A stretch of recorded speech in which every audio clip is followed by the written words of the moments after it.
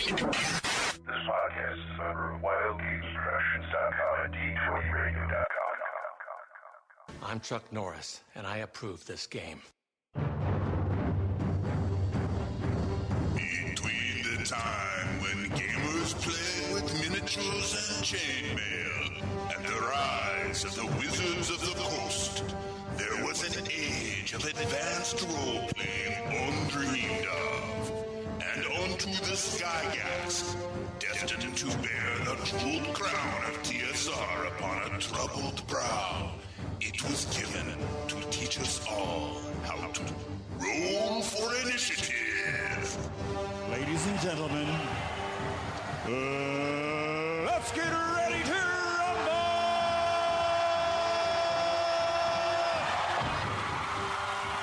This is the Roll for Initiative podcast, volume number 3, issue 156. Vince sitting with Nick.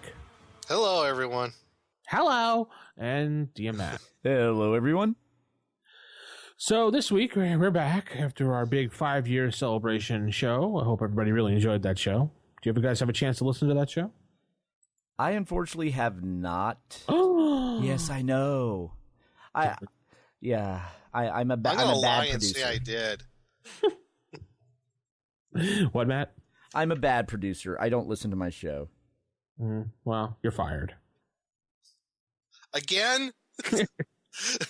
Wait, Matt actually took it seriously. He just disconnected his microphone. I think he's gone. No, I actually have a kitten in my recording studio at this point, so I'm trying to avoid kitty cat chaos. Oh, yeah, cats like to chew on the Yeah. The joys of having a home that, for the amount of rooms it has a severe lack of doors. I guess you and your girlfriend decided to get a little kitty cat now?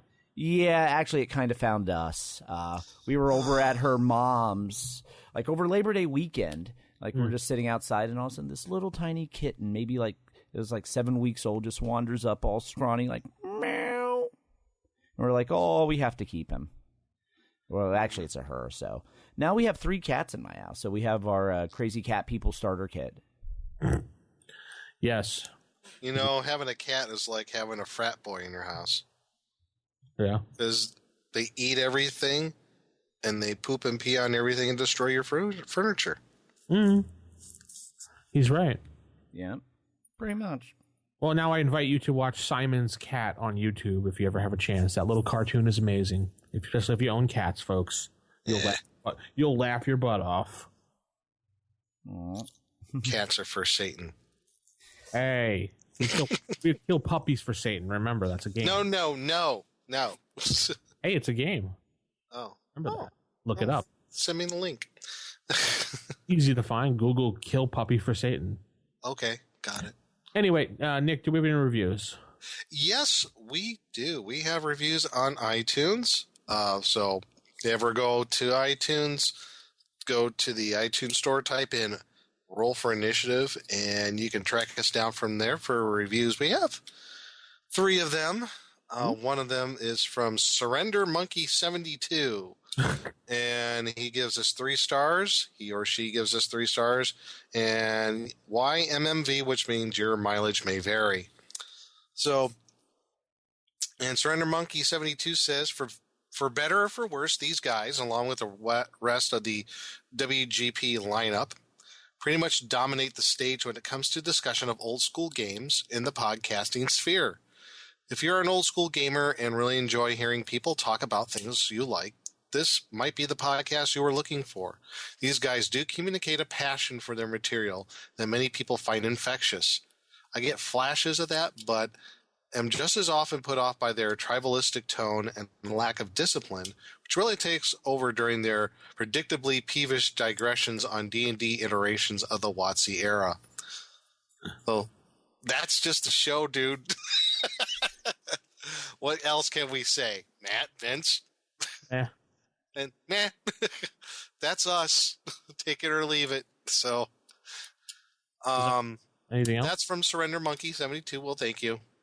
So it is what it is, man. We have another one from DM Chad. Oh, Chad is writing in a review? guess. Chad's not getting verified either, so 5 stars. He says, out of the mouths of kobolds, and kobolds is spelled wrong.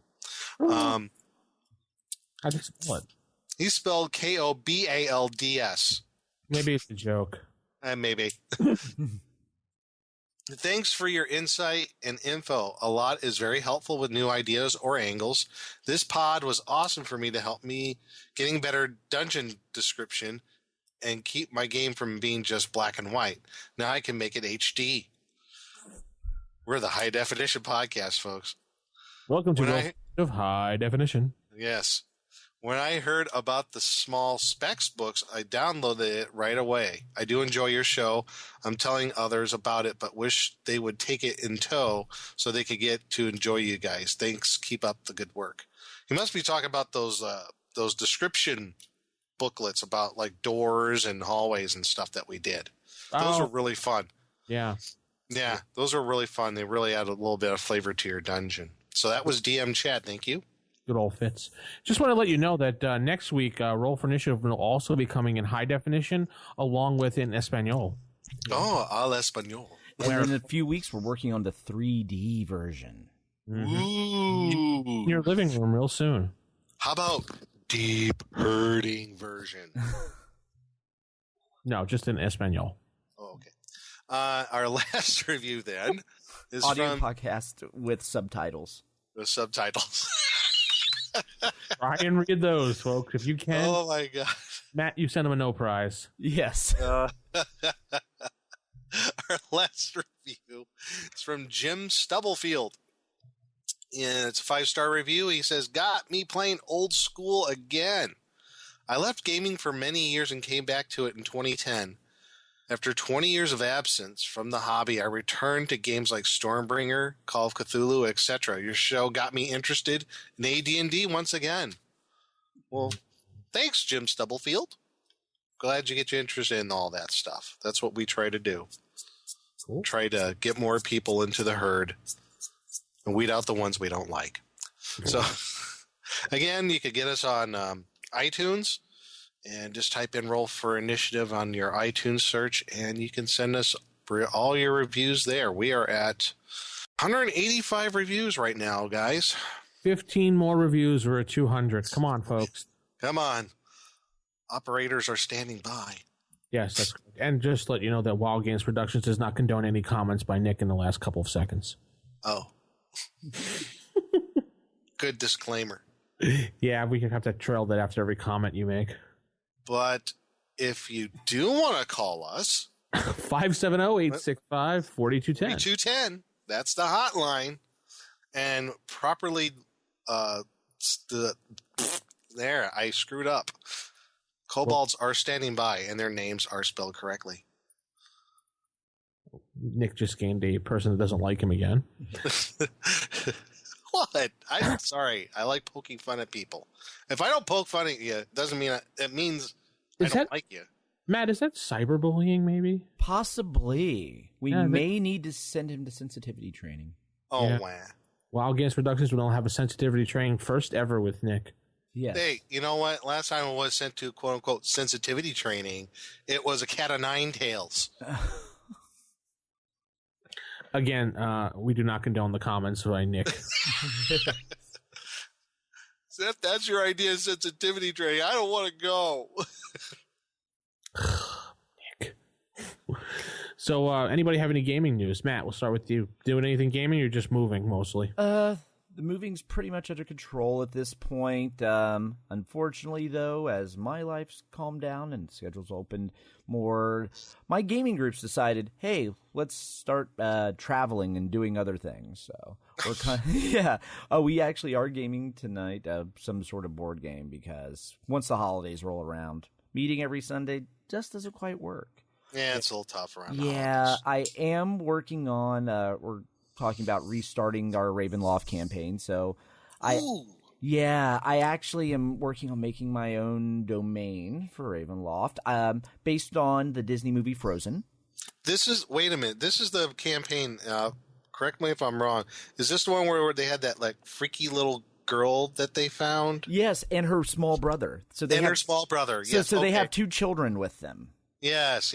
running Okay. through Ravenloft, and right now they're on a boat. So you're gonna base a Ravenloft campaign off of Frozen? Yes, their ship, because I really need to get them off that stupid ship because I want them to do land travel. And their response is hop on the boat and sail away anytime bad stuff happens. And they're playing "Come Sail Away" by Yes. Styx. Well- And then plus they also probably have about 5,000 pounds of coins on this ship. What do kids do best when they get bored? They cause chaos. Kids can start fires. Right. Well, Oh, at this point, the youngest boy's actually taken a liking to the dwarf because they're similar height and thinks of him as a giant cuddly teddy bear. Oh boy. Yeah. I have plans for the children once they get to Castle Ravenloft. But until the characters are of sufficient level to deal with Strahd, I'm running them through things, and I've been thinking of Frozen. And all you would have to do is when Anna goes and meets Elsa in the ice castle for the first time, and Elsa accidentally zaps her, Anna dies. At that point, and just becomes an icicle. At that point, the entire movie falls apart. Elsa never gets redeemed, and she just gets angry and bitter that her sister's dead. She has these powers she doesn't want. Rawr, up in Ice Castle. Hans, the evil prince who was pretending to love Anna just for the sake of getting the throne, now actually has the throne because he was left in charge, and she never comes back. So you have the despot ruling Arendelle, while Elsa, the Dark Lord, is up in her ice castle. I like it. Yeah, it's really good. Yes, and then Elsa also has her giant snow monsters and whatnot. Snow golems. Yes, snow golems. So you have all of this, and all of a sudden you've taken one of the more popular Disney movies and made it into a Ravenloft game. I picture snow golems, ice trolls. Yes. Maybe a Mormor or two.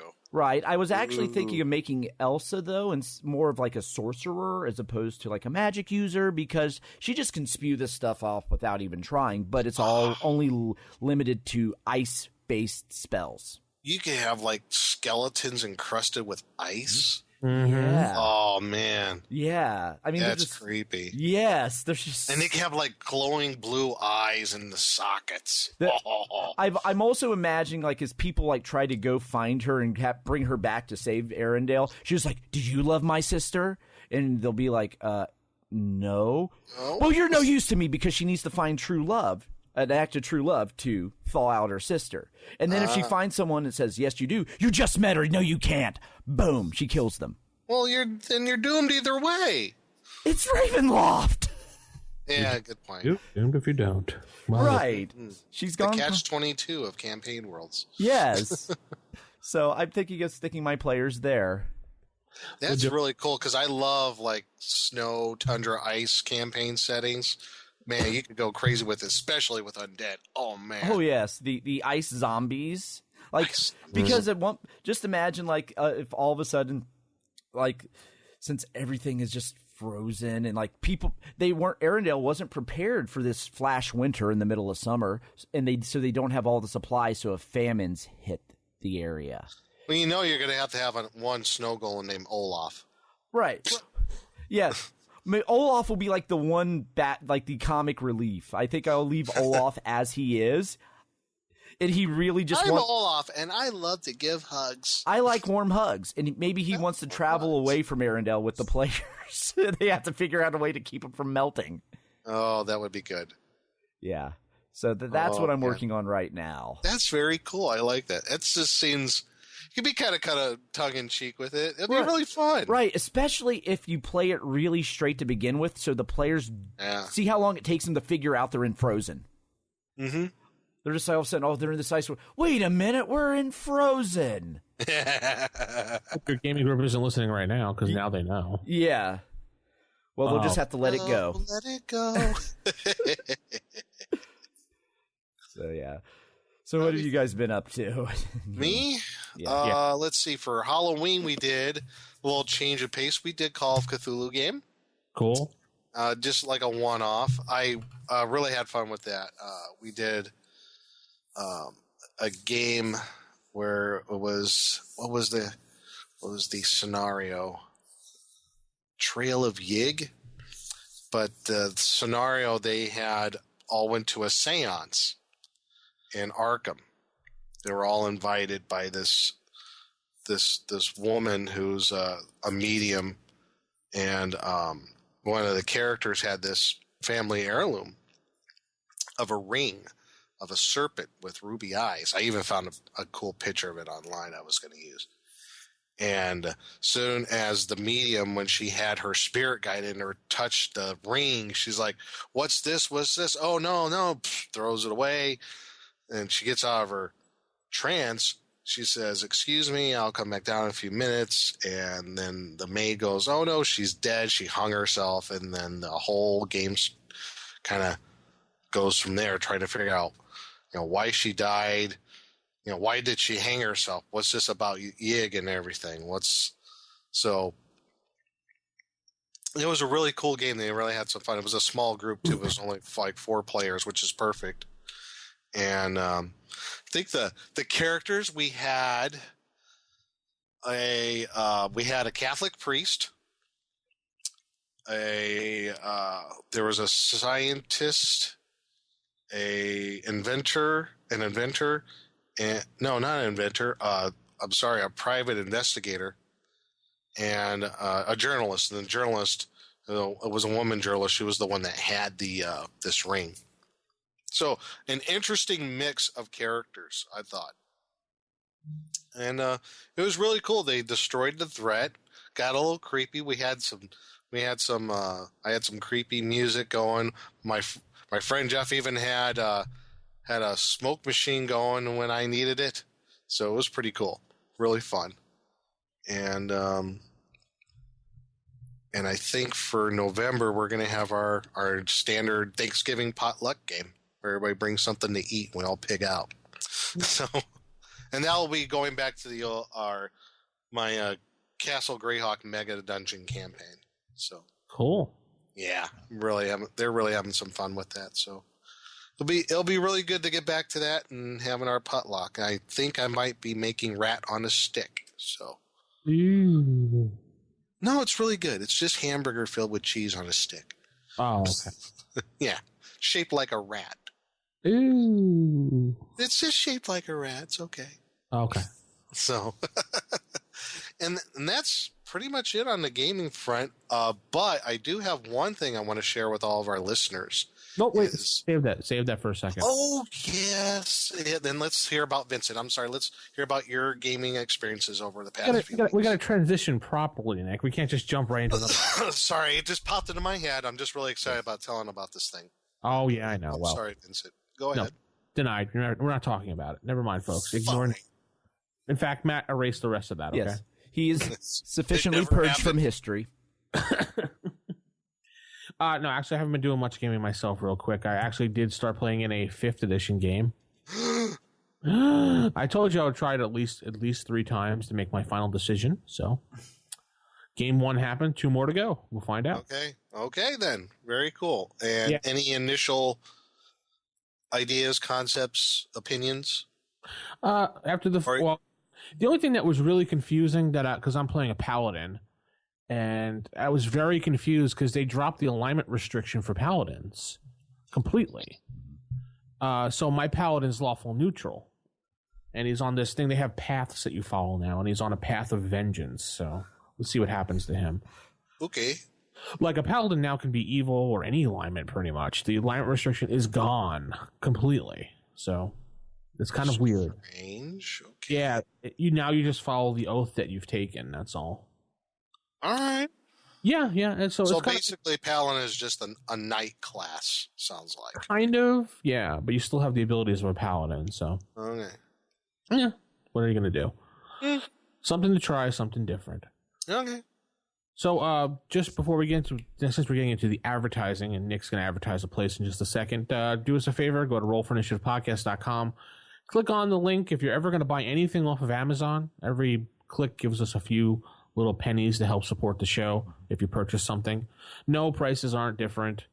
No, it won't be any more or any less. It's going to be the standard. We just get the advertiser fee help of a penny. Ooh. So, that penny helps. So, every little penny helps.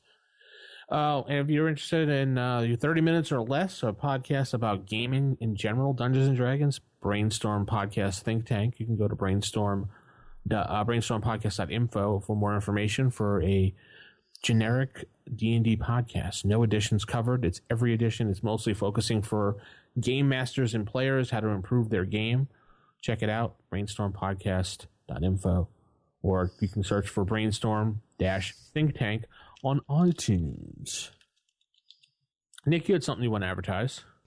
Yeah, I went to a new bar, and let me tell you, when I heard about this place, it was like finally a place for all of us gamer geeks to go to. It's a gamer geek bar. It's called the SideQuest Bar. It's in Lakewood, Ohio. It's a suburb of Cleveland.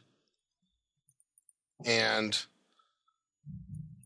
let me tell you, it is a really, really, really fun place to go to.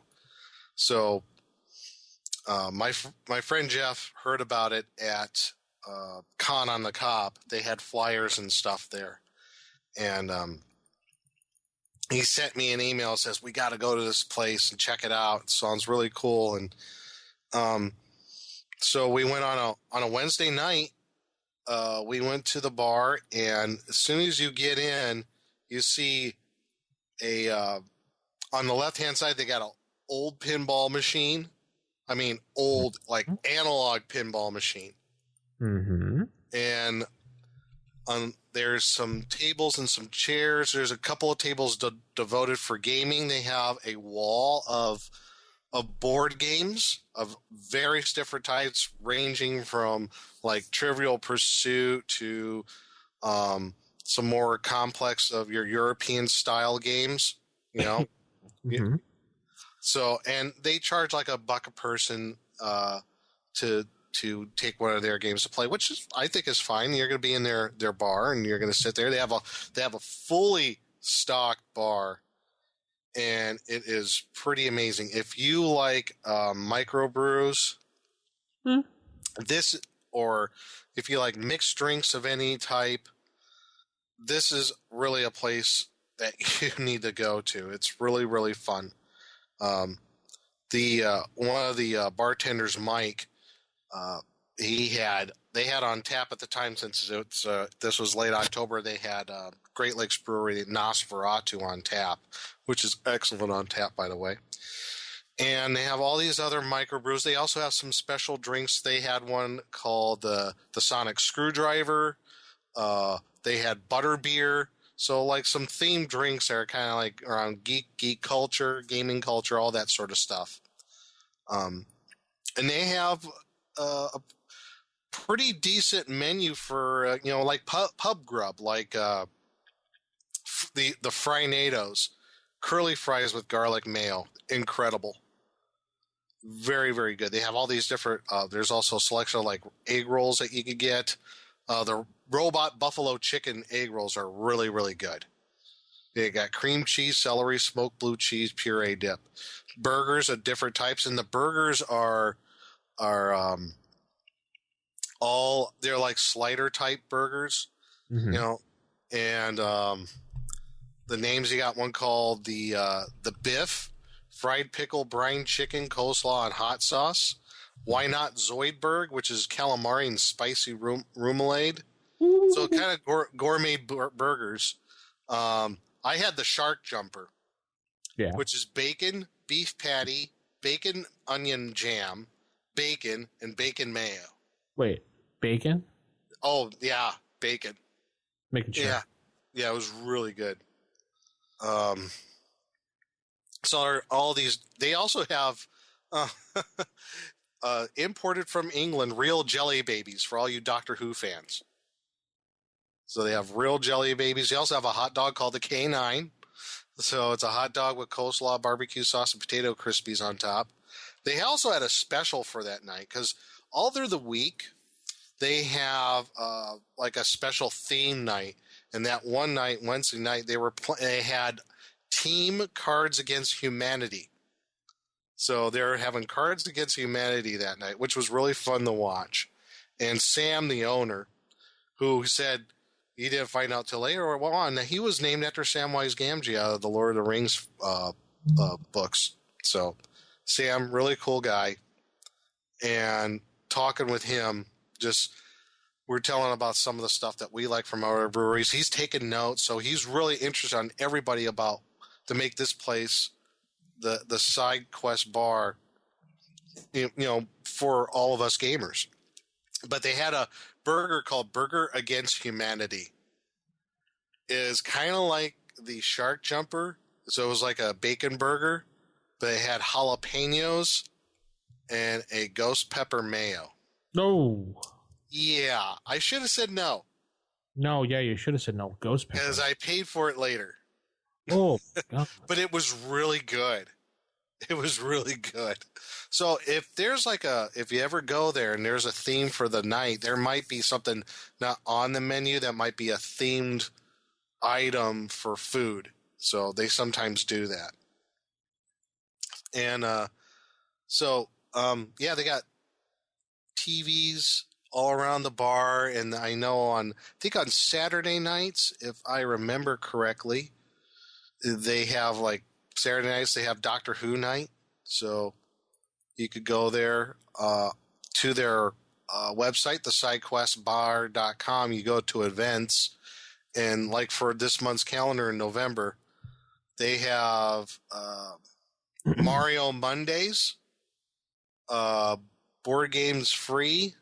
There's a book club on Tuesdays, new comic book night on Wednesday, and they also have American Horror Story they're going to have on.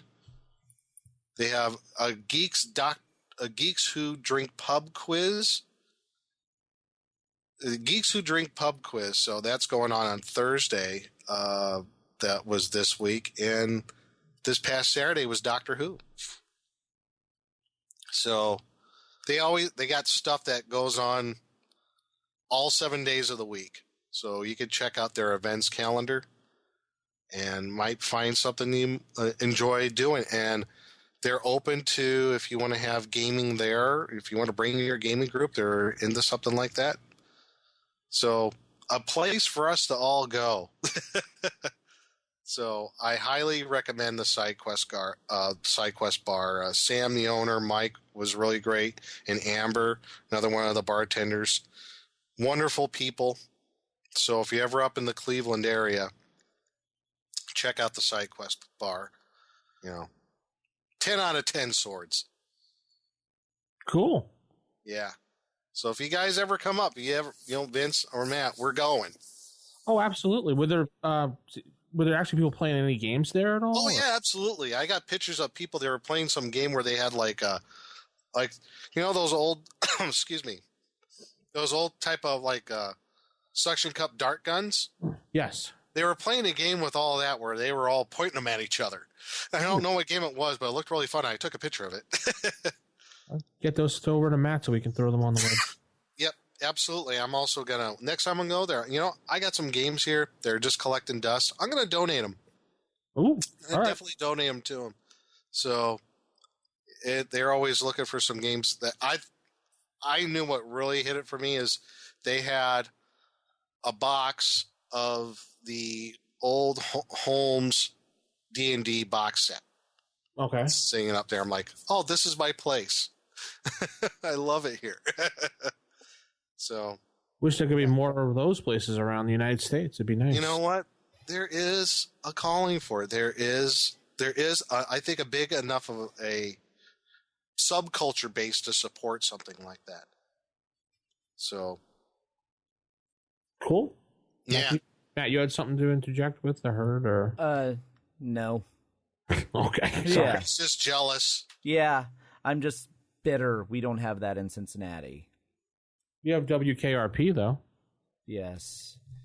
If Sorry. you ever wondered whatever became of me, I'm living on the air in Cincinnati, WKRP. So that's the sidequestbar.com, Nick? SideQuestBar.com. You go there. They have a events thing. They have their menu there. And, just check it out if you're ever up here in Northeast Ohio. So check it out, folks. Drool over it, and like we will do, and maybe get an idea to go, hey, let me open up my own. Yeah. You know what? We need more places like this around. I mean, like I said, I think there's enough people that are in the gaming culture, geek culture, comic books. In fact, now that I remember it, their menus are on those comic book, those plastic comic book holders. And on the other side is a comic book. Oh, cool. So yeah, they support all that. Doctor Who fans, Star Wars fans. They had a Star Wars versus Star Trek night. Dress up as your favorite Star Wars or Star Trek character. So yeah, come on. There's so many. I would love to do that. I mean, sure. Cool. I like that now. That would do really well here in North Dallas. I'm telling you that.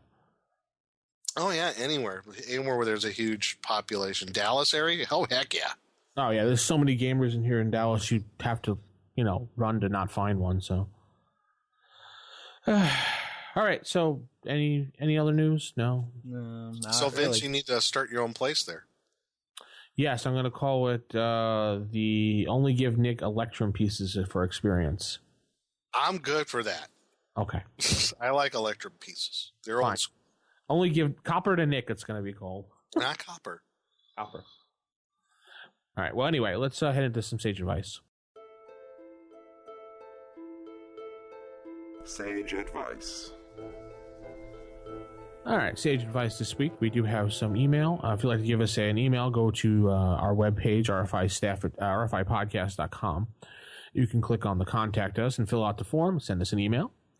And if you do want to send us an email from your actual email address, you can go to type in rfistaff@gmail.com. If you want a voicemail, 570-865-4210, the hotline.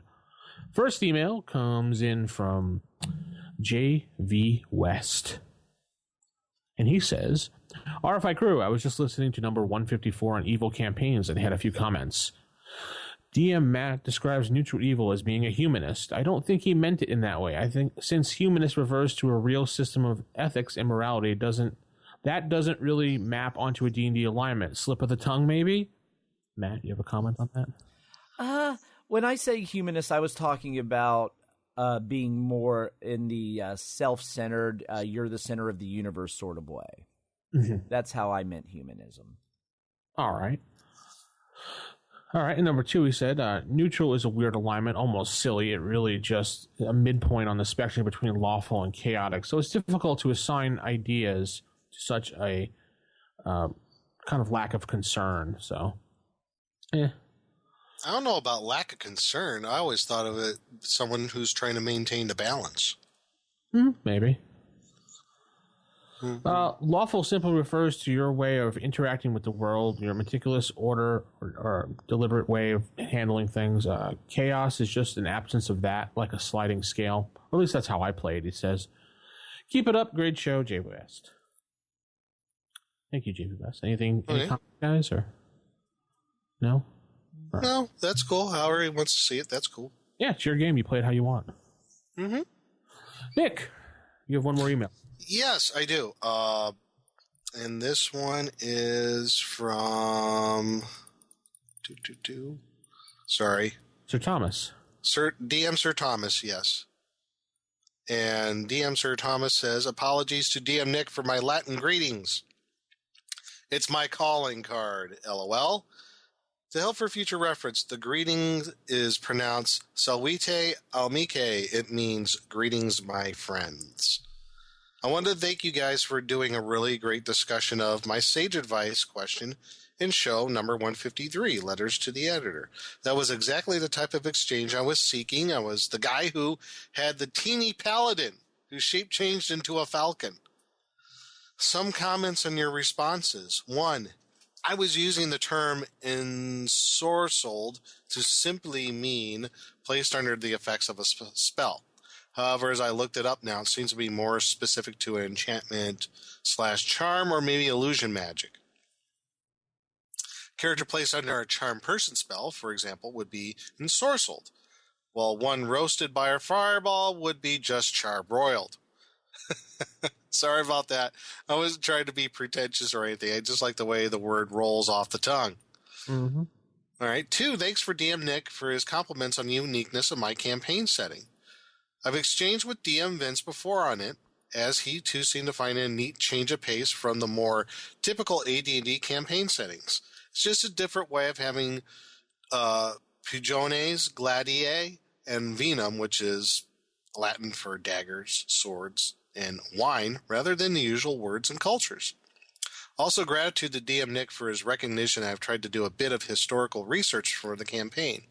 It's still alternate Rome rather than historical Rome, but I figure the nearer to history, the more immersive the experience for the players.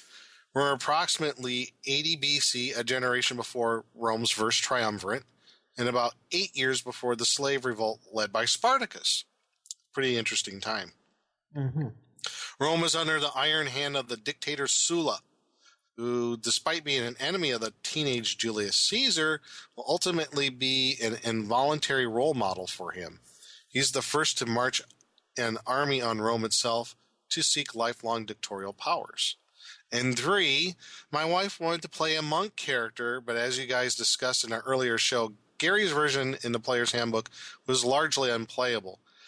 The guys on Thaco's Hammer did a discussion on the class too, but basically 2E doesn't have a workable monk class. Luckily, one of the guys had reworked it on his own, is willing to send it to my wife for playtest for him in our campaign. We'll set her upgrading in Han China because the Han Dynasty ruled China in this time period. The character is full-blooded Roman, but was sold by her family to a merchant traveling the Silk Road and eventually found herself sold off again in China. Now she's free on her own and seeking out her Roman heritage. That's kind of cool. I like that. I have to interject. I would think the Oriental version, Oriental Adventures is playable. Yeah, the OE, Oriental Adventures one is good, and there's a version of the monk in a Dragon magazine that's pretty good too. Yeah, just the one in the Player's Handbook doesn't really work out well. Yeah. But the Oriental Adventures one, if he has that book, try that one too. And I don't remember which version of Dragon magazine. There was one in there. It's a little bit different version of Monk, but that's the one I use in my campaign. Well, we have our Google Flu experts on file here. Yes. Very hard to find out. And for recording regarding my teeny paladin, DM Vince was right. The spell used on him from the magic ring was indeed the reverse of the enlarged spell. Zapped at the paladin at the 7th level of magic user ability. I ultimately ruled consistent with DM Vince, though I absolutely recognize Nick and Chad's logic. I think the more lenient route of letting the shrunk paladin being a full-size falcon helped the player a bit more, because he just reveled in his unique granted ability for a paladin.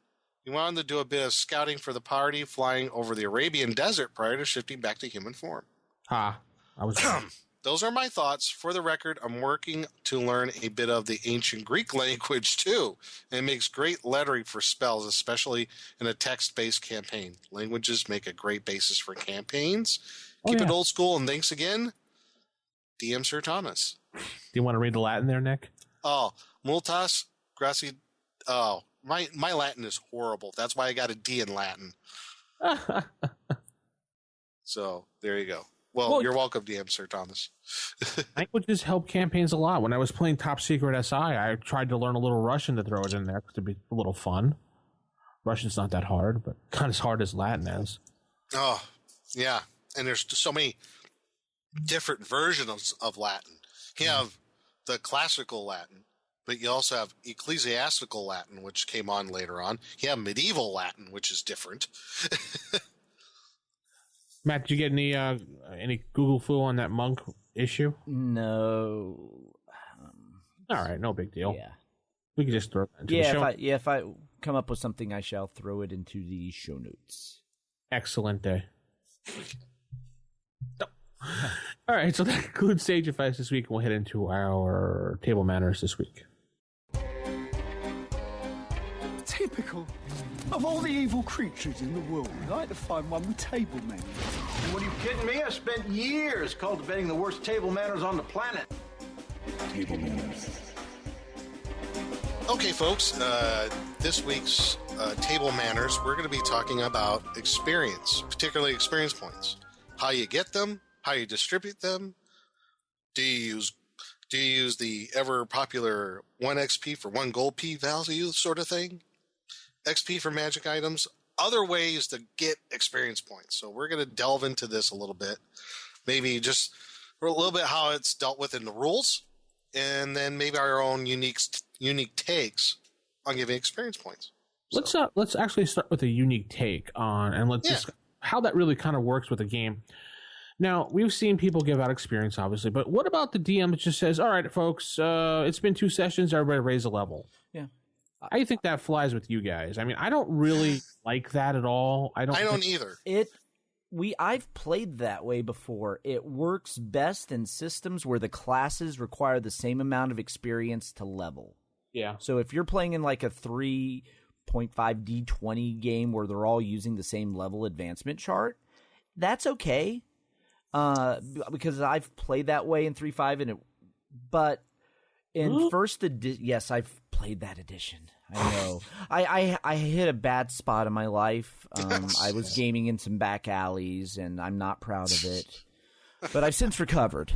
Okay, good. But in first edition, though, with the way the experience level charts are, you're not really expected to have every character in the party be at the same level when adventuring.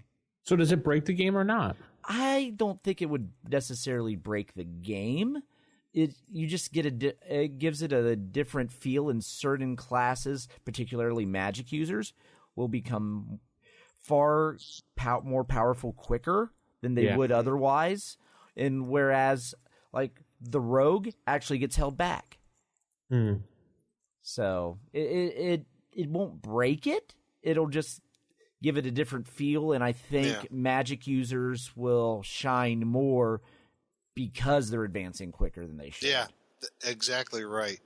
And I think to kind of touch on that point, I think that was the whole idea why in first edition, I think you extend this to second and probably basic D&D as well, why there are different experience points charts for the different classes. Because different classes, the skills used for the different classes are more difficult than others. I mean, for example, swinging a sword, and I've done this, so don't everybody get on me about this. I swung a sword in my time a few times. Back in my day. Learning how to fight with weapons is not necessarily as difficult as a task as trying to maybe, I guess for a magic user, trying to transcribe from his spell book to a scroll. I would think that would be more of a difficult task. Right. That's hence why, just to give examples, why the experience point charts are different for the different classes, because some are more difficult than others. That made sense to me. I'm like, yeah. I mean, look at the real world. Who has a more difficult task? Is it easier to flip a burger or to do brain surgery? Well, it depends on your IQ level, too, so. Well, just say maybe that's a bad example, but now, I just thought it made sense for me. Yes, certain classes are going to be more difficult. To flip 2 burgers versus 1 burger. Yes, that's a little bit more difficult, but still, you're not a neurosurgeon. Yeah, true. So, I played in a game like that, and I really didn't like it because I just didn't think it was all that fair, like you said, because the magic user will really shine. Yeah. And a fighter just kind of takes the back seat because everyone's just getting more powerful than he is. So. Mm-hmm. But then again, they say the split experience is what ruined the game, but I don't think so, in my opinion. I don't think so. Well, no, that's part of I think that's a core. That's a cornerstone of the game, the experience point system. Right. So what was the purpose of when they went on to the WotC era to make everything just one chart? I think the one chart was they wanted to unify things so you didn't have to worry about split experience. Everyone was leveling at the same time, so no one felt left behind. Also, that in doing that, you have to change the classes so they are balanced to have the same level progression. A level 3 magic user is not the equivalent of a level 3 fighter, which is not the equivalent of a level 3 thief, but in later editions, they are comparable.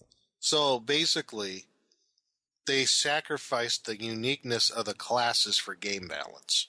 Yeah. Okay.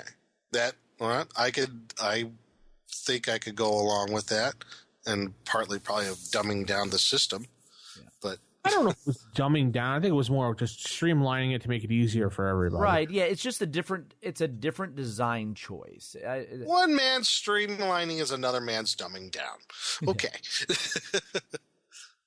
And they say I'm the crotchety old grognard. I just want to poke the bear today, I guess. I don't know. I think Nick just took that title away from me there. I'm poking the basilisk. All right, so buy the book experience. You think players can really level up quickly with buy the book if you just stick straight to the book? I don't think so, to be honest. You have to get more experience than what's listed in the book.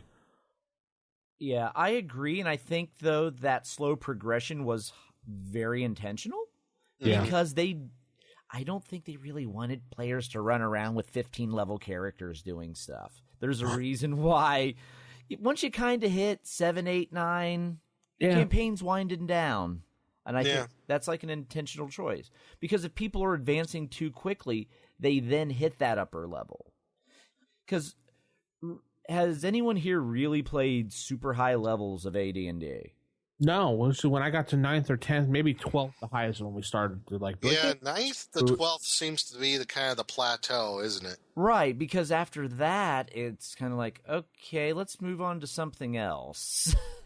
And I think they realize that. So if we do the slow progression, you get more game time out of your game as opposed to rushing to level 9 and being like, okay, now what? Is it? I would say, is it because it's the challenge isn't there? I think so. It requires a different type of game and storytelling to really challenge a high level party. And when you're thinking of most of like the adventures, a lot of them are like you go out, loot the dungeon or Bruins or whatever, get the stuff and come home. When you're that experienced, do you really need more stuff? Yes, you always need stuff. Yeah, the only way I would say you could kind of break out of that to make it interesting for the players, for their characters to have a challenge is, by that time you're around 9th, 10th level. You're probably going to start plane hopping now. Right. And then hell, that could be, you're doing you're going to you're going to the 666 layers of the abyss, or you're going to go say hi to Thor. Right. It's something like that. But then at that point you're dealing in the demigods and but if you didn't want to be like, okay, doing battles with gods, what do you do?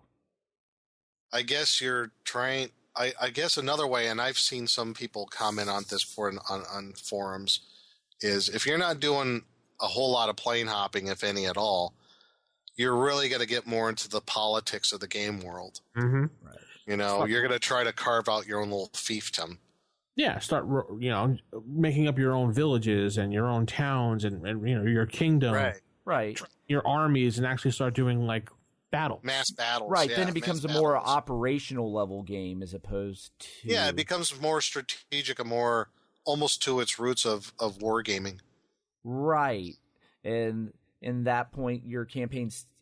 I guess my thought is, are you able to still? You're not able to do ramped up versions of the same type of adventures you did at the lower levels at the higher levels. It just doesn't work. Whereas in newer editions of D&D, you can still do your 20th level dungeon crawls. Yeah, you could do it. And I guess that has all to do with, like you said, in the newer versions, the power range is a little bit different. Yeah, it's wider in the scale of it is more linear, so it's a slow ramp up, because if you think about it, a level 30 character in newer editions would be the equivalent of like a 10th level Magic user. Yeah, more 15th. Yeah, somewhere 15th. around there. Yeah, it's basically you can take a new a character from a newer game, divide the level by 2, and probably be close to the equivalent of like the AD&D so, level. I guess in in looking at as far as experience, in first edition, it took you longer to level up to higher levels, but the power was greater. Versus in the newer editions, you can advance really fast, but the number of levels that you got there was twice as much. Right. When I was running my campaign about a year and a half or 2 ago, by the time it rolled around 6 months, my players were just getting into third level. Level. And that was me being kind of generous with experience, too. Right. Yeah, I think my current Greyhawk campaign, which I started back in, I want to say March, and it's November now. Mm-hmm. So it's about 6 months, right? Yeah. I think everybody's anywhere between 4th and 5th level. So so it's kind of you're fast tracking a little bit. Sounds like, but not much, right? You know, yeah. In my Ravenloft game, I've been fast tracking. I've been horribly generous when it comes to large sums of gold, just because I'm giving out the experience for that, because I really want to get them to where they can actually go deep into the demiplane. Yeah, I think in the 5th level character is just one character. I think everybody else is like 3rd or 4th level right now. Didn't we have a listener that said he was gaming for like 30 years and his character's just made it to 9th level? Something. That's a long time. Yeah, but then again, he also maybe because he might have had huge gaps of time where he didn't play. True. Right. But if you had like a large party of 10 people, when you kill like 4 or 5 orcs, you each maybe get a point. Yeah. So. And I guess that goes like into the actual books and how you divvy up experience points, you know? So, and I think everybody's done this, you know, whatever monsters were slain, you total up all the experience points and you divide it equally amongst all the player characters, no matter how insignificant their contribution to the kills were. Right. Mm-hmm. Yeah. And a lot of DMs I've played with in the past, like, for instance, the Great Joe DM. The Great Joe? He used to like to give individual experience, so he kept track of all that stuff. I don't know how he did it, because I could never do it myself. I tried. It's a pain. I do that, too, on, like, individual efforts. Well, I guess kind of if we want to go into this, I know if there was, like, if you single-handedly slay a monster, I'm going to give you the full experience points for it. Right, but that's fine. You can make a note of that. But to keep individual track insurance the entire game you're playing... Oh, I couldn't do that. That would take forever. He did it somehow. Oh, he wrote it down. He like showed us this little chart that he had with little ticks in here and there and how much experience he gave for what. And I was like, And that's what? the Great Joe DM. Yeah, he explained it to me twice. I still never got it. Wow.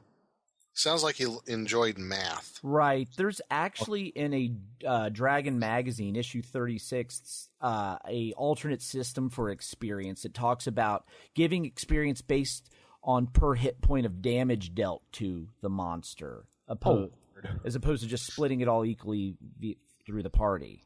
That must be for the math geeks out there. Yeah, because it's like it has a chart, and you figure out like the AC and the hit points and what the base EP is per point. So it's like for magical or enchanted monsters, it gives a base of 10 experience points per damage inflicted, multiplied by the difference between the monster's AC and 10. So if it's a level 2 monster, so if it has an AC of 2, okay, so you multiply 10 by 8, so you get 80 experience points for every hit point dealt. Whoa. And then for non-magical, it's 5 with the same multiplier. Yeah. And then Sounds... No. Yeah. So, yeah. Now, kind of going along with, sticking with the monsters, getting experience points for for defeating them. Now, I've had people, when they think of defeating the monster, they think of you've killed it. And they only give experience points for killing the monster. Now, I've had other people, they think when defeating the monster, or let's just say encounter. You defeated the encounter, and that could be slaying the monster, or maybe entrapping them somehow, or maybe even evading them. Evading how though?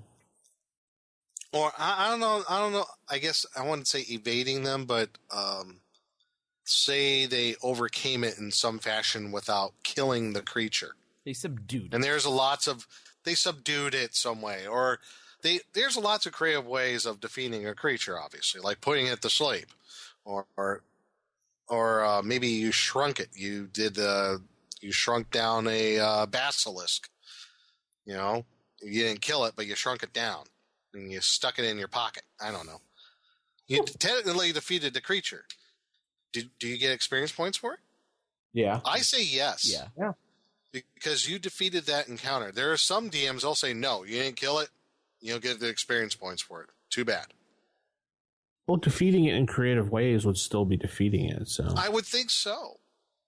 Not everything has to be killed. So no, but there are some DMs there. I've read this that they're very adamant. That's like in order to get the experience points for the creature, you have to slay the creature. And to me, that just seems a little. That would even make it harder to get experience points in your game as well. If you don't slay it, you'll get experience points for it. Even though, like, Lord Vartan the Strong, who's your 7th level fighter, took his +3 bastard sword and swept the head off of a red dragon. He subdued a red dragon. But you'll get experience points for subduing that red dragon, even though he's not dead. Come on, give me a break.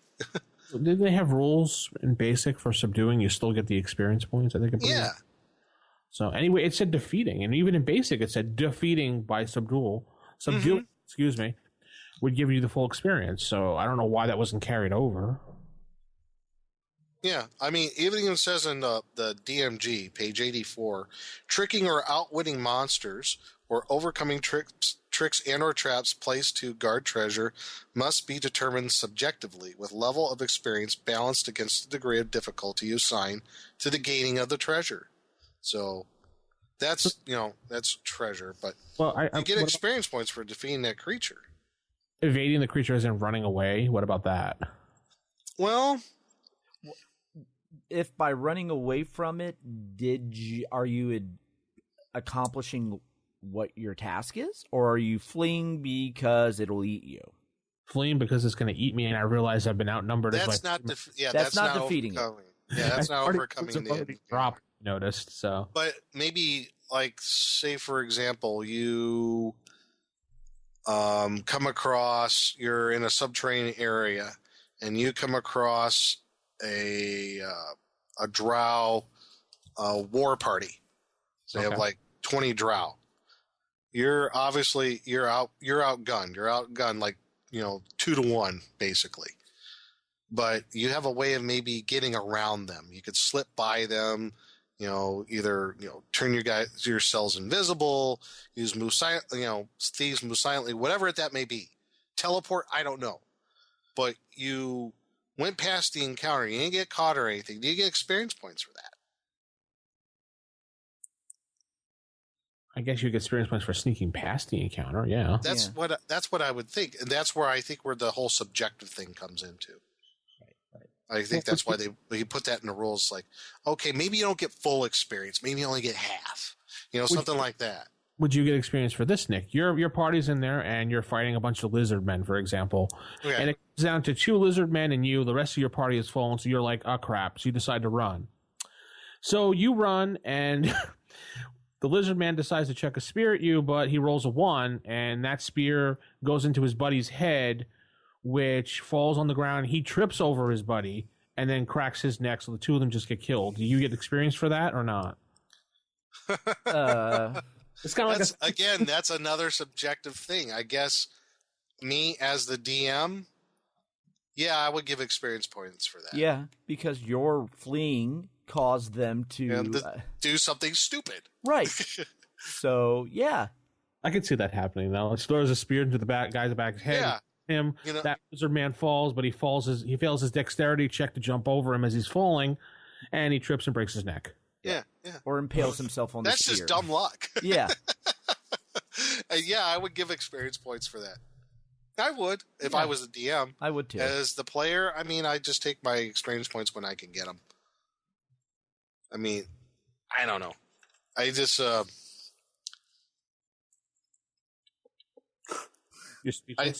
I just know that when I'm looking at the DMG, when they talk about division experience points, I found this very interesting.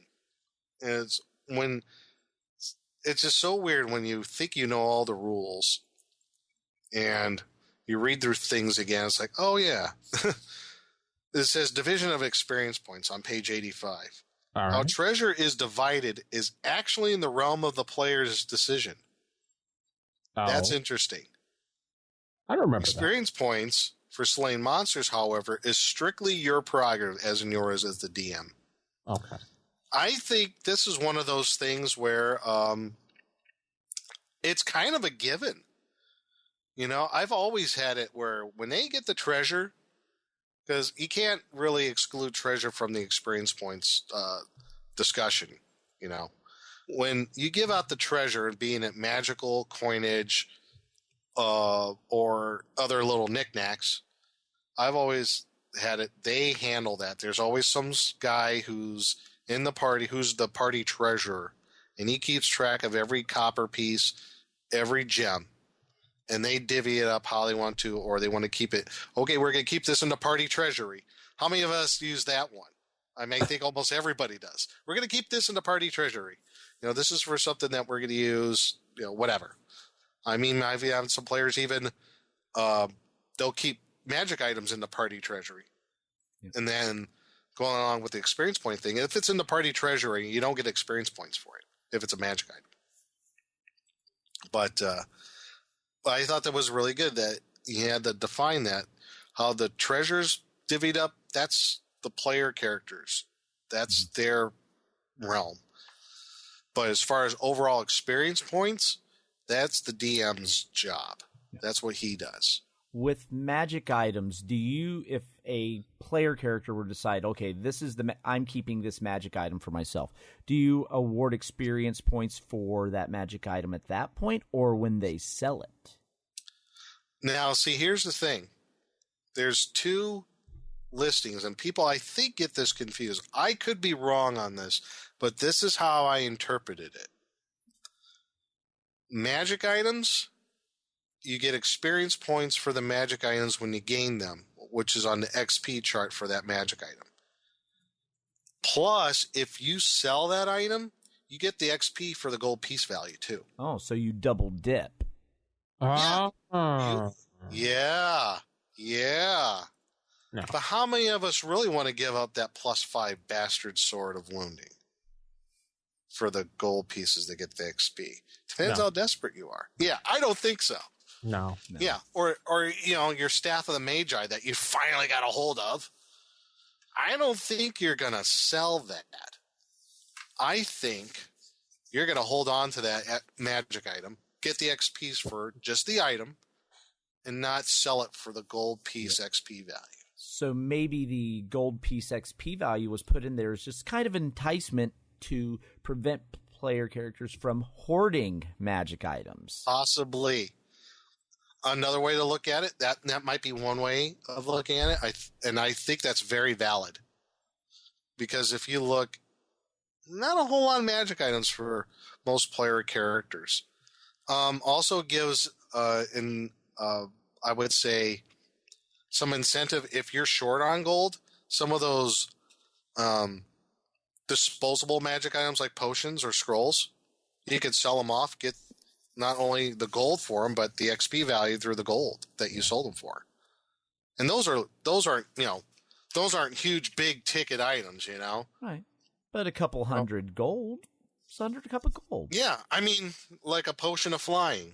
The experience point value is 300 just for the potion, but it's 400 gold pieces.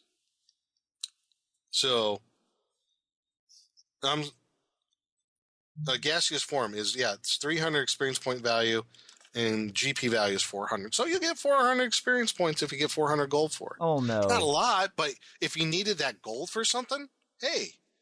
Okay. I just thought of a problem here, though. What's that? But if you could have the player, okay, you have a magic item, you sell it, you get the experience points for the gold you get. Then you buy a magic item with that gold to get the experience for gaining the magic item, to sell it for the gold, to get the experience for the gold, and you make a loop. For that same magic item? Yes. No, you can't do that. So it's one time. That's a one-time thing. Okay, yes, because I could see, or maybe they go to like ye old potion shop, they sell the potion of flying, then they buy another potion to sell that potion to buy another potion. Well, if they're different types of potions, yes. So you could, in theory, if you had a bunch of different potions around the same cost, basically farm XP. If you're trying to game the system like you are, theoretically, yes, you could. Yeah. So you could have a player who... So be careful of the amount of similarly cost magic items you stick together if you have that type of dinky player in your game. I guess you could do something like that until, you have to start paying taxes on it, and then the Mages Guild is going to get word of like, what's going on with all these potions just exchanged here and there. I don't know. Then all of a sudden there's other ways for DMs to be creative so they can break what you're trying to do. Then they accuse you of money laundering and just trying to obfuscate the books. Experience points laundering. Yes, exactly. XP laundering. There's a new one. Yeah. But yeah, I mean, that's, but as far as your original question, I've always awarded the experience point for the magic item right there. Yeah, that's how I don't wait. I mean, I think this is just too tedious. Right. I've heard some people say they consider the benefit of having the magic item being the equivalent of having that experience. So until you get rid of the magic item, you don't actually gain those experience points. I never heard of that before. I've always in my experience of gaming, once you have identified the magic item and it's in your position, you get the experience points for it. Yeah. I've never done that because you can always lose that item.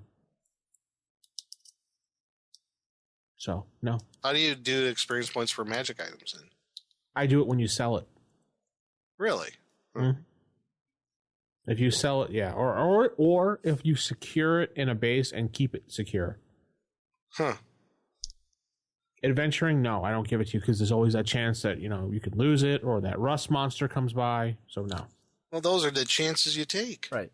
Or what if someone ends up stealing your +5 bastard sword and then you go retrieve it again? I would assume you wouldn't get the experience for finding another +5 bastard sword. Nope. If you retrieve the same one. Okay. If we use that logic, what about gold piece for XP? I do it normally it's every 5 gold pieces for 1 experience. So what if someone, what if someone got pickpocketed and they had that 200 gold pieces taken from them? Someone snatched their pouch and they took where gold pieces were in there. Do you lose the experience points from that gold pieces you gained? Yes, you do, because you're not securing it by the end of the adventure. Huh. Gold is based, according to what the book says, gold is based upon when you secure it by the end of the session. So, well, that's what I mean. What do you mean? If you're saying it's stolen during the session, then it wouldn't count. So you only award gold for XP if, 1, you spend it, or 2, it's in your Scrooge McDuck money bin. Yeah, by the end of the session, if it's not secured, like if it was stolen, then you don't get the experience for it. Or would you consider it secured if they still had it in like their belt pouch at the end of the session? That's fine, as long as it's on them at the end of the adventure. Like if you find, for example, you and Nick are adventuring and you find a treasure chest of 10,000 gold, you're like, woohoo! I'm gonna get all this experience because that's how I act. And then by the time you're running around the adventure, you're like, ah, crap, we need to run. You drop that gold. Nope. You don't get the experience for it because you got rid of it because you chose life over that gold. So that's how I work it. Okay. It's not for everybody, but I think that's how it should be. You can't. So you, according to your thing, is you found 10,000 gold, but you ditched it in the cave, so you're still going to give experience for that? If it's still theirs, they found it. Maybe they're just securing it in that cave. That's their secure place. No. Not if you're running from a monster and you decide to ditch it. Well, if they're deciding to ditch it, then that's different. You're saying that they found the gold. That's their experience right there. I don't award experience until the very end anyway, until the end of the session anyway. Right. You always, well, most DMs do it that way. I've seen some in the middle.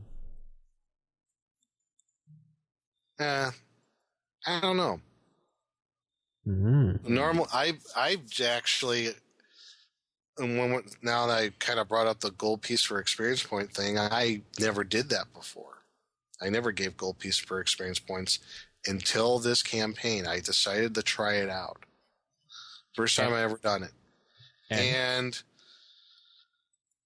the person who's the bookkeeper is being like a gosh darn bookkeeper. He's like, yeah, it's... What did you expect? It's getting complicated.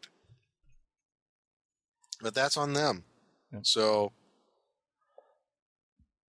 it's interesting, but that's one thing I don't have to track. But they know one gold piece per experience points, and they have that secured, whatever secured may be for them, be in a bag of holding or in their pouch. Okay, they get the experience points for it.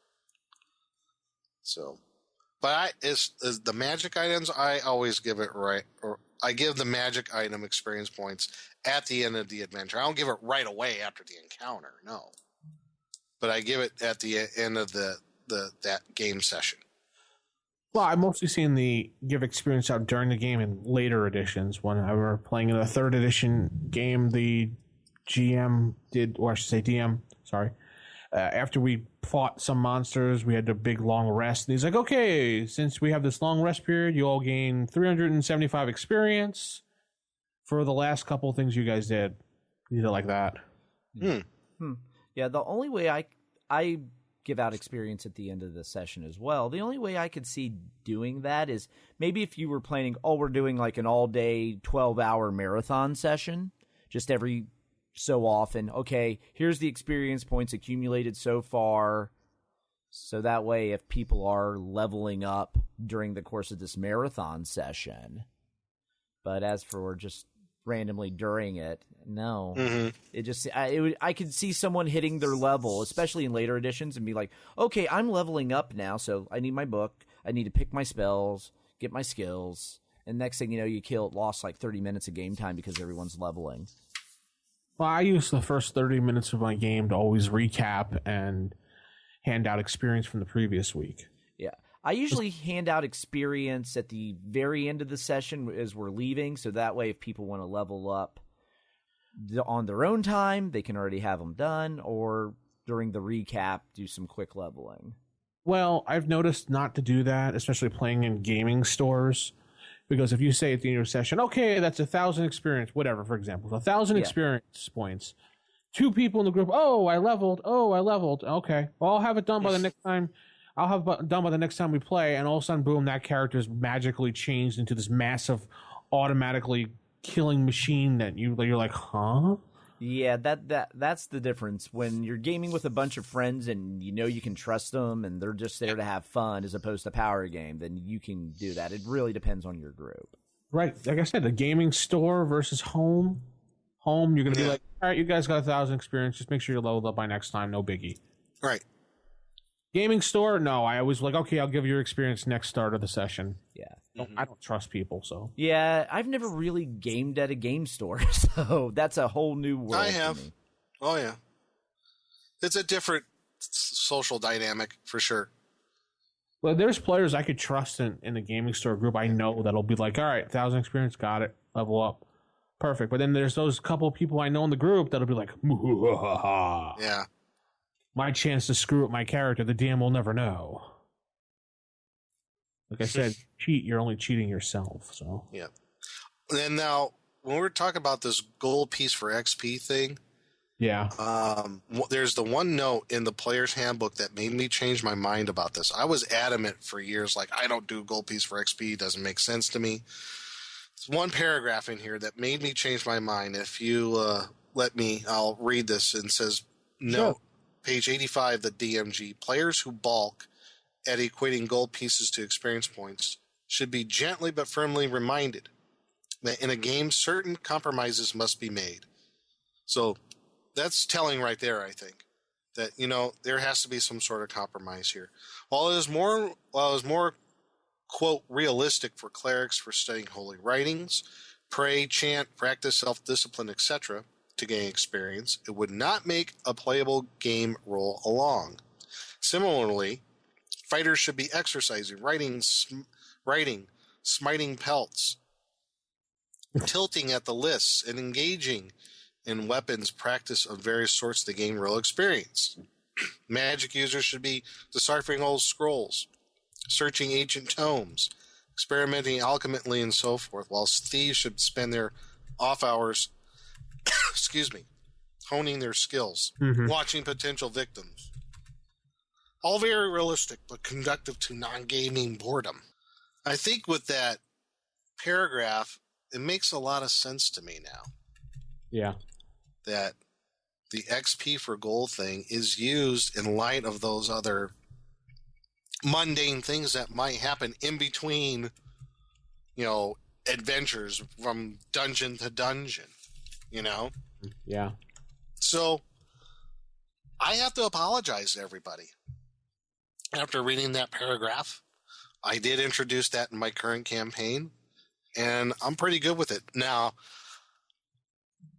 going beyond that, I do award experience points for other things, for like individual characters, for things that they do, I still do that. Well, yeah, you should. You should reward players for things. I like to reward a lot of role-playing points. I know that's not always that fair. Yeah. Because you have those players that will sit there quietly and do the I follow, or yeah, I do what he does. Those type of people. And I don't think those people should get the same rewards as the person that sits there and interacts and describes, flipping their sword or rolling around this and that. No, sorry. Too bad. You don't act out, and you're not going to get the experience for it. You're not going to get that bonus, I should say. One of the things I borrowed from when I was still DMing Hackmaster 4th edition, they have a individual class awards chart. Yeah. I kind of use as a guideline. I think it's really good. If you want to give individual awards for, for fighter class, expert marksmanship, which in the game you have critical hits, but if you don't have that, maybe a number of natural 20s that, 3 or more natural 20s you've done in combat. Maybe give experience points for that. I don't know. For clerics and magic users, heroic spell cast. Maybe it was a real tight situation and they had a heroic or an ingenious way of casting a spell. A unique way of using a spell in a situation. That falls under player as far as I'm concerned. Yeah, but just kind of giving it a name. Mm-hmm. Disarming a trap for thieves. Give experience points for that. Well, that was always, I thought, standard with first edition too. Yeah. Give it out anyway. Mm-hmm. So those are just a few things that you can give experience points for individuals. And I also have my two, the one I stole from playing Vampire the Masquerade, the most valuable player of the night. MVP, yeah, Hackmaster has that too. Yeah, all right. And then the extra bonus 100 D20 roll off, I call it. Mm-hmm. Everybody just rolls a D20. The highest number wins. Ties reroll. Uh-huh. And then that person gets the extra. That way, it's random every time. So. Yeah, I got ones for player has a clever idea. Player has an idea that saves the party. Mm-hmm. Stuff like that. You have individual roles. I guess that all falls into the role play umbrella. Kind of, yeah. So and I guess you just and a gauge for that. I use like 100 experience points per the level of the character.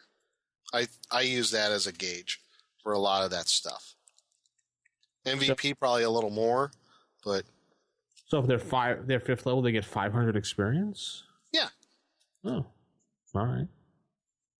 It's kind of a lot. Well, but remember, maybe it's an idea that saves the party. Well, that's where they become MVP, though.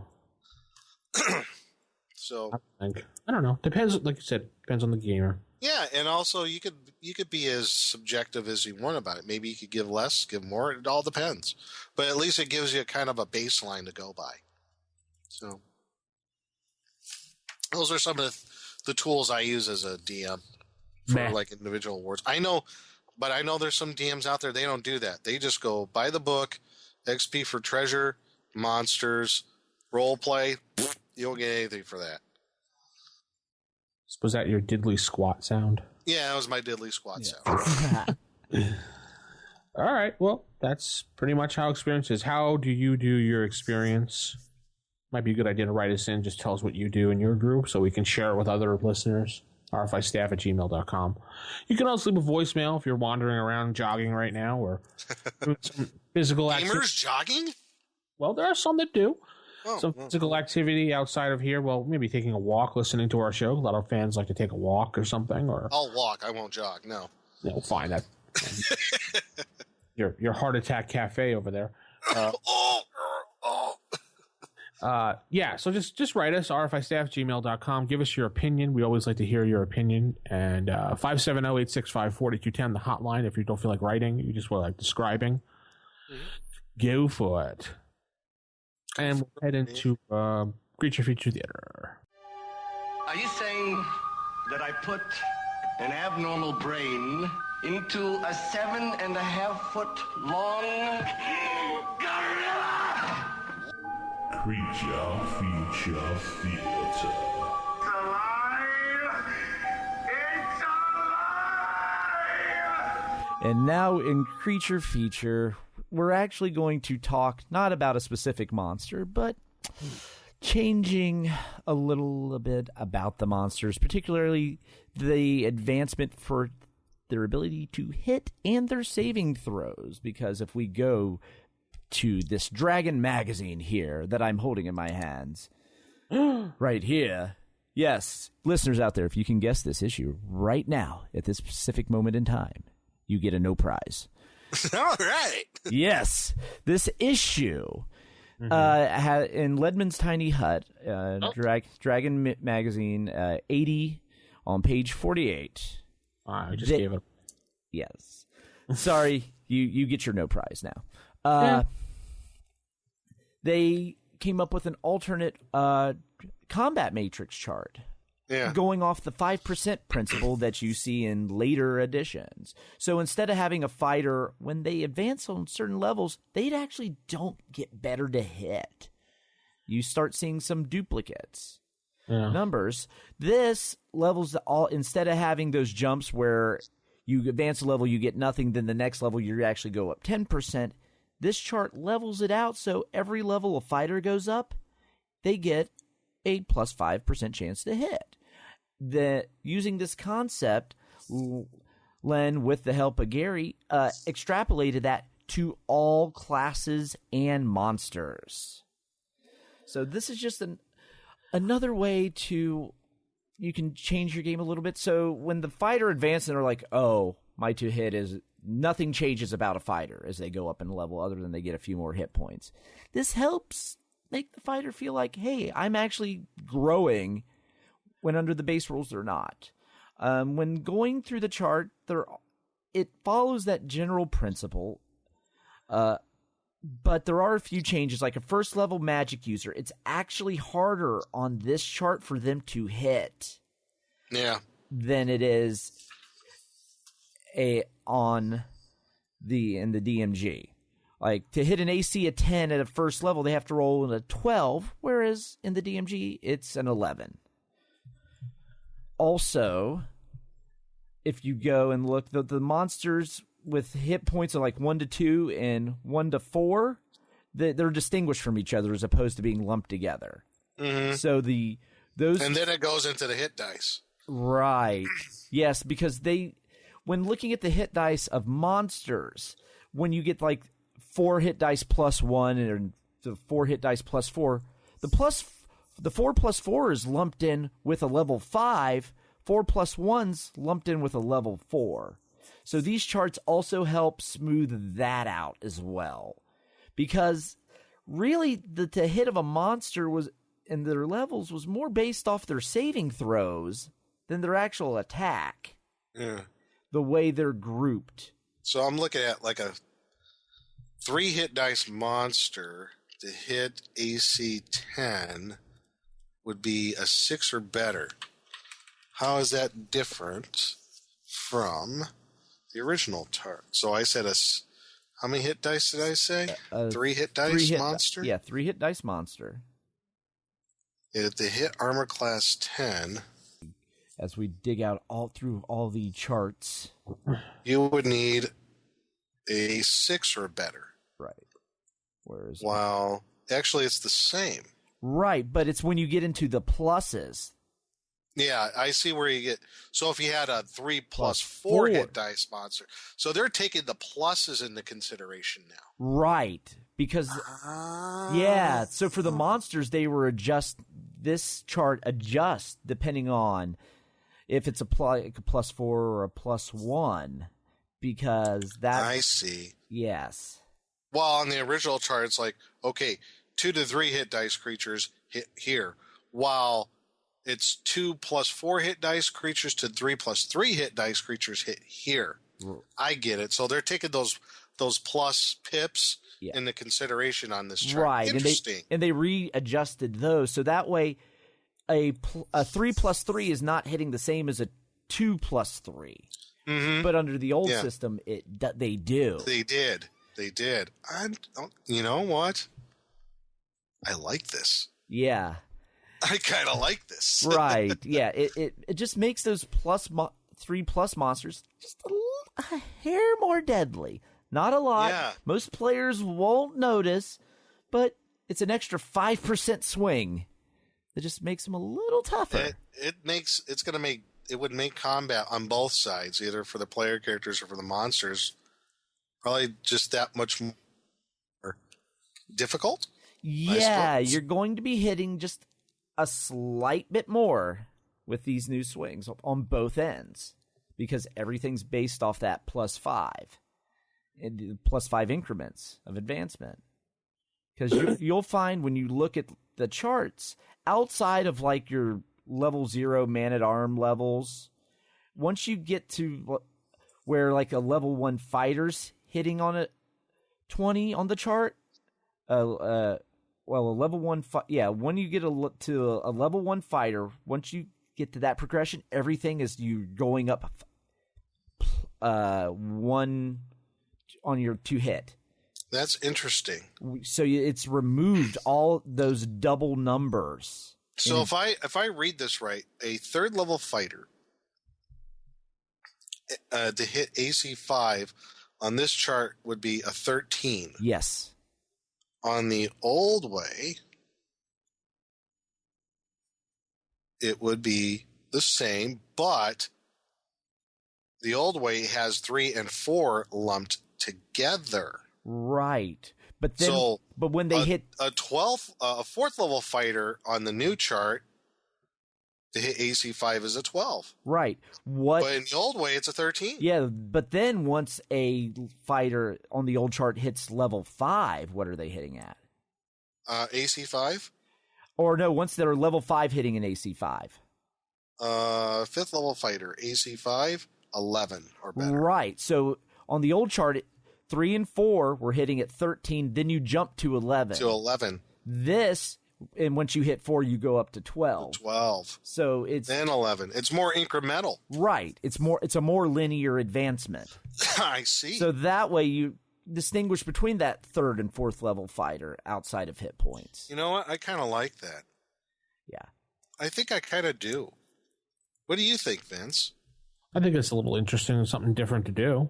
I don't know. Yeah, you know. Not, but And then also, if you go deeper into the article, the saving throw, it has an adjusted saving throw chart as well. So, and that's more incremental too. Right. Instead of having massive number jumps, it's every level you're actually progressing, as opposed to having those spots where 3 and 4 levels of a fighter, you're not going, under the old system, you're not going to notice much difference in your character. Mm-hmm. On this, you will. So it's a new take on it. And it also has adjusted XP rewards for monsters as well, based off these new numbers. So it's just an interesting way to change up first edition AD&D. So it actually starts resembling more of the linear experience later editions brought to the charts. And while at the same time being in the AD&D mold. Yes. So wow. Yeah, it's something interesting to look at. And with this, Gary did have input into it. So for those who are like, oh, it's in Dragon and it wasn't written by Gary, we can't count it. No, Gary did have input into this and did help flesh out these charts. I'm going to have to read this, the whole thing, because I remember the article and I'm sure at the time I was like, man, what do I need this for? It looks really complicated, because at the time I was 12. What the hell I knew then, you know? Robot 2 at 12. Man, I don't need this one anymore. Right. It's like, whatever. I was 12, you know? Right. Yeah. All I wanted to do was game. I wasn't even DMing. I was just playing. I was a player, so I didn't give a damn then. But now, as a experienced DM, I'm going to give this a second look. Yeah, it's like with the saving throws. It says a 4-hit die monster in the DMG saves as a 4th level fighter, while one with a 4+1 to a 4+4 saves as a 5th level. So that means the experience points you're getting is actually more based off the saving throw of the monster, not the hit point. Not the hit dice. So that's why they have the adjusted saving throw chart and the adjusted experience point chart to go with it. So once you tweak one, you need to adjust the everything as well. It's all connected. Yes. In a way, there is game balance in AD&D. It's just horribly obfuscated at times. Yeah. It's not... Oh, okay. Shh. That was our secret. Damn. Oh, no. I broke kayfabe. You broke the fourth wall, Matt. Yeah. This is really cool. So, Dragon Magazine, issue 80. Yep. Dragon Magazine, issue 80. Leomund's Tiny Hut. Yes. Yeah. With Leonard Lakofka, who's still around, who's still doing stuff. Yep. Yeah, he's doing stuff for Gygax Magazine. Yep. Yeah. I like his expansion on the L series for the it's pretty fun stuff. So I'm gonna have to, but definitely I'm gonna look at this again. Yeah, and if anyone out there's actually used this chart before, write it in and let us know how it went. I'm curious about using this now too. Yeah, I mean, I would like to see hear from somebody they've used this method, how it played out in their campaign, and if it really makes a difference for bad or for good. Right. All right. Again, that issue was for people who just kind of paid attention now. Yeah. The Dragon Magazine issue 80. Leomund's Tiny Hut, and it starts on page 48. Starts on page. Right, so there you go, folks. I guess that's going to conclude the show this week. Yeah, I guess so. Sorry for my coughing, folks. Well, we'll excuse it this time, Nick. All right. I'll be over my cold. Yeah. All right, so tune in next time, and we'll have another show for you. And keep it original, keep it old school, and good night. Good night, everyone. Bye, everybody.